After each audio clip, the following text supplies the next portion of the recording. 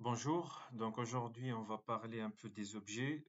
Donc ici au niveau des politiques de sécurité, nos politiques de sécurité ils sont composés de plusieurs objets, en source ou bien en destination. Ces objets-là, comme par exemple FSA admin, il est configuré sur une autre rubrique en fait. Il est configuré normalement cet objet FSA admin SW, il est configuré ici sur adresse. Donc on va prendre le nom de cet objet.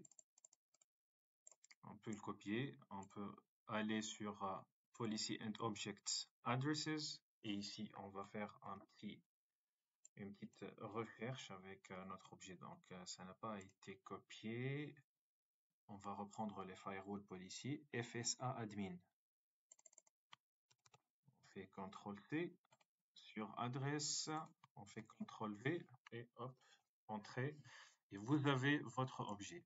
Cet objet-là, on le configure ici sur adresse. Donc, si vous avez l'accès en read and write sur le firewall, vous pouvez trouver ici un bouton avec lequel vous pouvez rajouter un nouvel objet ou bien un nouveau groupe d'objets. Donc, ce groupe-là, cet objet-là, on peut le voir sur la rubrique adresse et vous avez ici un champ ref. Donc, référencé où exactement?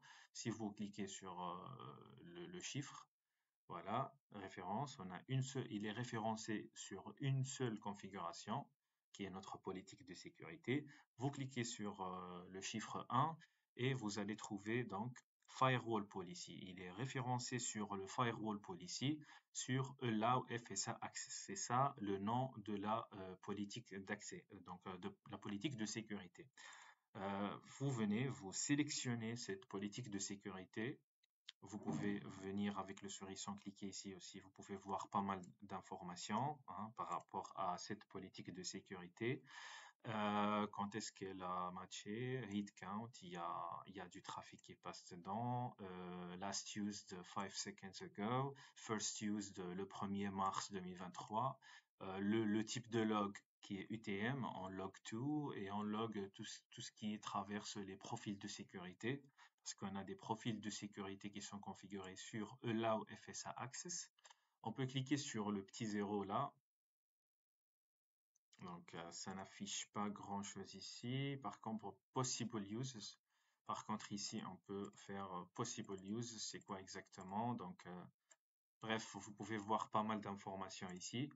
Et si vous voulez accéder sur la politique de sécurité, vous pouvez faire à partir de cet écran directement Show in List.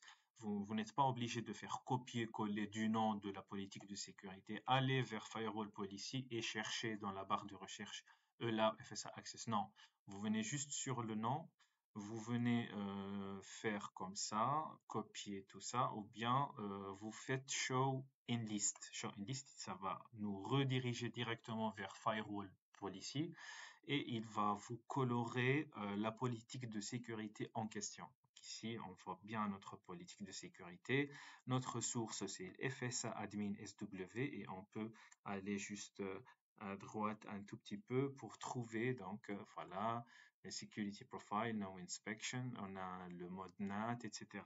Donc, si on clique dessus deux fois, voilà, vous cliquez dessus deux fois, ça va vous afficher les détails de la politique de sécurité, ou bien on ferme ça, ou bien vous venez ici avec cette version-là, la 741, vous venez sur la policy, vous la sélectionnez, vous avez le petit bouton View, vous cliquez dessus et vous avez donc soit on clique deux fois sur la policy et ça va nous afficher sa composition, soit vous cliquez sur le bouton View.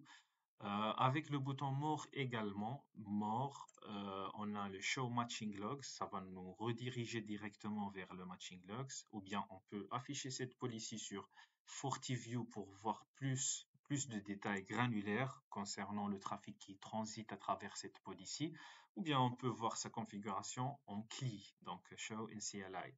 Bien sûr, si on avait les droits d'accès en read-write, on pouvait voir plus de fonctionnalités.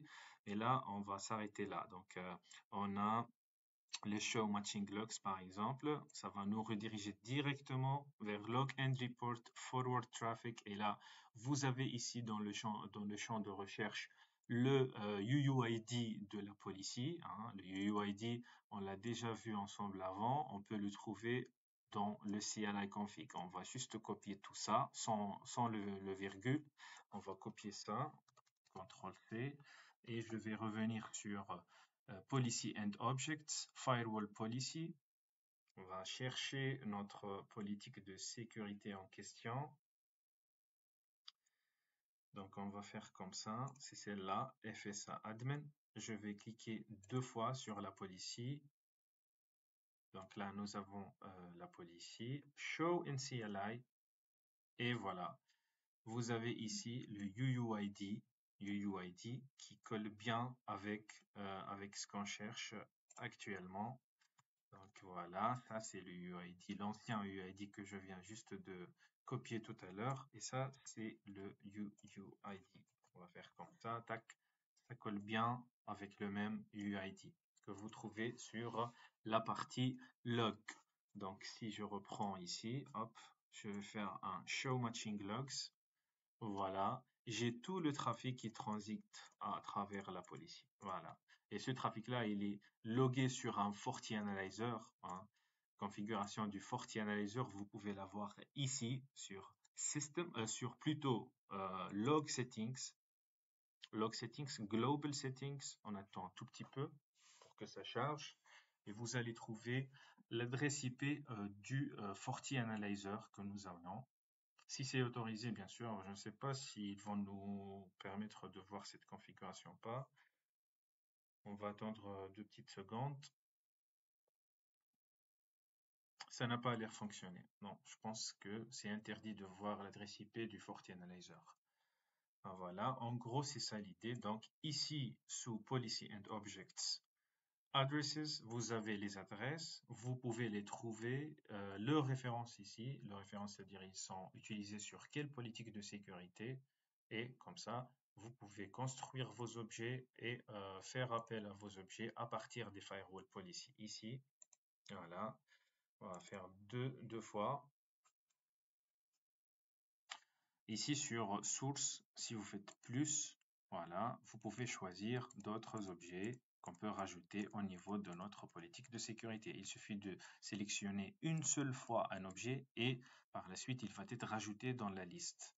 Vous avez 3 types d'options. Soit on utilise les adresses qu'on vient juste de créer manuellement sous le champ Addresses. On peut choisir des utilisateurs. Si vous avez une connexion avec Active Directory de votre entreprise ou bien l'LDAP, le serveur LDAP de votre entreprise qui contient les différents groupes d'utilisateurs, vous pouvez rajouter des utilisateurs carrément. Hein. Et sur Internet Services, vous avez les services Internet que vous pouvez rajouter ou supprimer. Voilà. Ici, on peut rajouter pas mal de choses. On fait close. Ici, nous avons une alerte. Source group addresses. Groups must have different IP versions than source Internet Services and Policy. Voilà, vous pouvez faire pas mal de choses. Vous pouvez découvrir pas mal de choses avec cet accès.